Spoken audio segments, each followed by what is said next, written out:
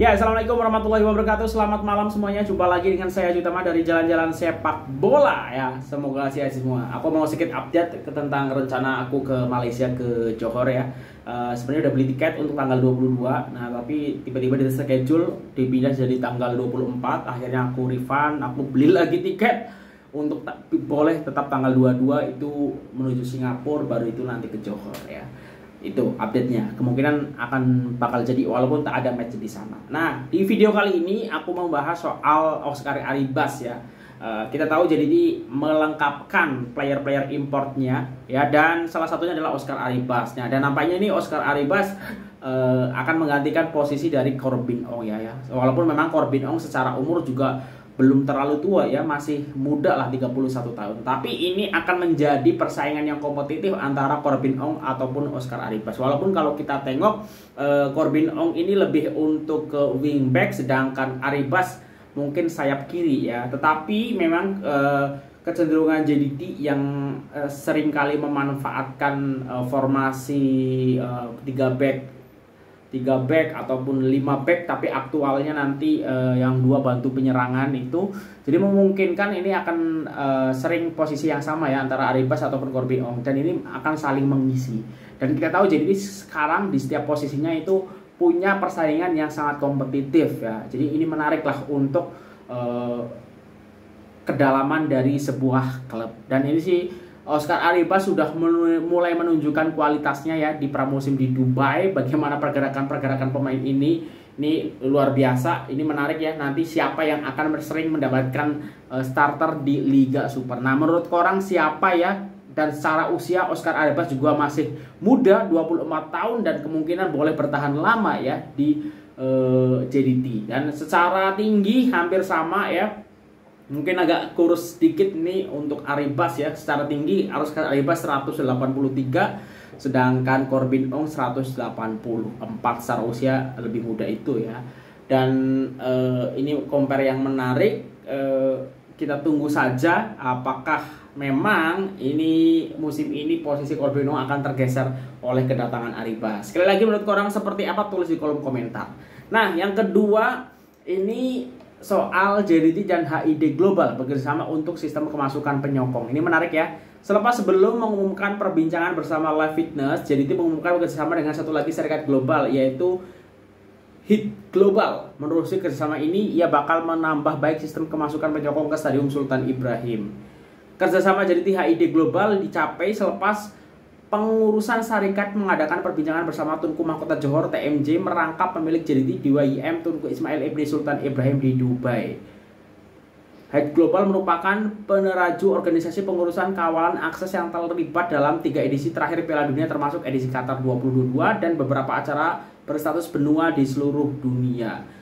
Sebagai permulaan, kepakaran yang dimiliki HID Global akan digunakan di lawang putar atau turnstile untuk kemasukan penyokong ke Stadium Sultan Ibrahim. Ini menjadikan Stadium Sultan Ibrahim sebagai stadium pertama di Malaysia yang menggunakan sistem tersebut bagi memberi kemudahan kepada penyokong. Di samping ini,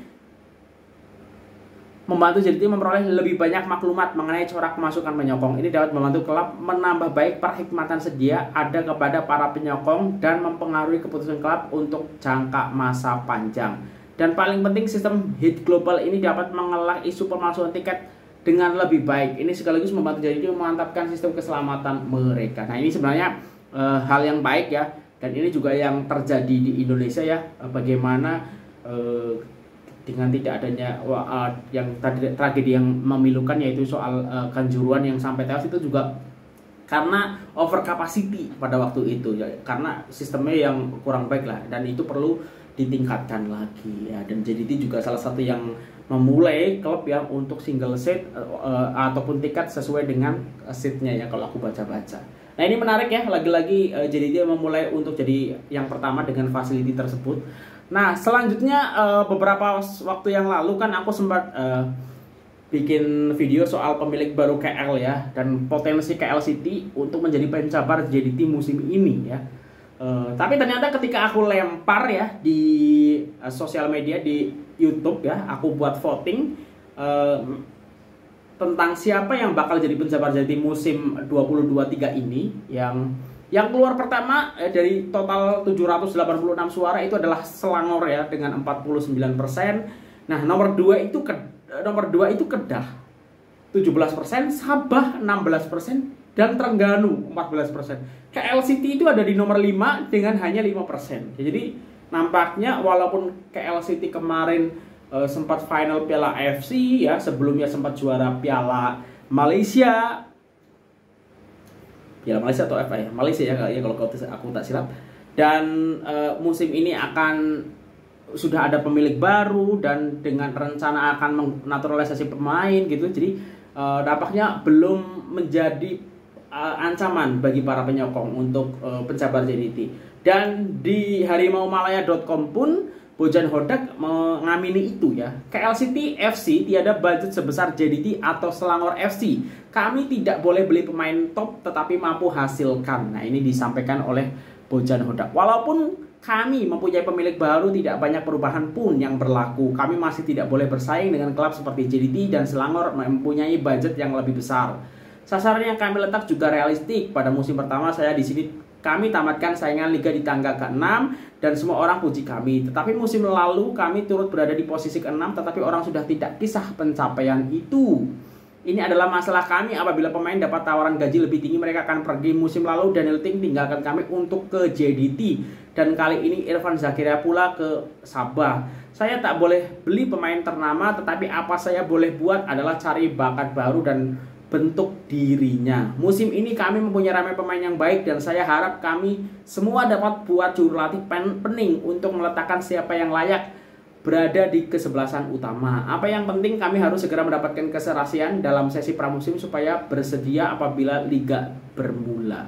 Nah, ini disampaikan oleh Bojan Hodak ya. Nampaknya Bojan Hodak juga tak mau ya untuk dimasukkan untuk jadi pencabar JDT ataupun Selangor yang secara keuangan memang lebih ya dari Kuala Lumpur City FC. Walaupun memang Kuala Lumpur City FC kan khususnya dibeli oleh jutawan muda ya di Malaysia ya. Nah, tapi menurutku sih KL City juga termasuk yang solid ya karena tidak banyak perubahan dan yaitu rencana ada naturalisasi pemain yang selama ini menjadi andalan dari Kuala Lumpur City FC. Nah, itu kaitannya dengan Kuala Lumpur City FC. Nah, selanjutnya ini soal update Safwi Rashid ya. Safwi Rashid kita tahu mengalami kecederaan. Rashad Buri beri bayangan Safwi Rashid sebenarnya hampir sembuh, tanda tanya. Ini dari makanbola.com ya. Dan di sini disampaikan beliau difahamkan perlu berehat 10 hari bagi memastikan dirinya dapat kembali dalam kecerdasan sepenuhnya. Namun begitu gambaran awal ini bagaimanapun masih tidak menjamin kemunculan Safwi terkala kelibatannya masih tidak terlihat dalam sesi latihan pasukan. Rashad Buri ini berada peringkat keempat Liga Thailand selepas 17 perlawanan dengan 30 mata. Kita doakan yang terbaik untuk Safwi Rashid dan segera sembuh karena sebenarnya awal-awal ini Safwi Rashid cukup menjadi andalan Rashad Buri ya dengan beberapa aksi eksplosivitas menyelamatkan kemasukan klub ya dan sampai ada insiden kecederaan itu. Lekas sembuh untuk Safwi Rashid dan untuk segera tampil konsisten dan kembali ke bentuk permainan terbaik dari Safwi Rashid. Nah, mungkin itu dulu untuk video kali ini. Kalau ada kesilapan aku mohon maaf. Terima kasih sudah menonton. Jangan lupa subscribe. Wassalamualaikum warahmatullahi wabarakatuh.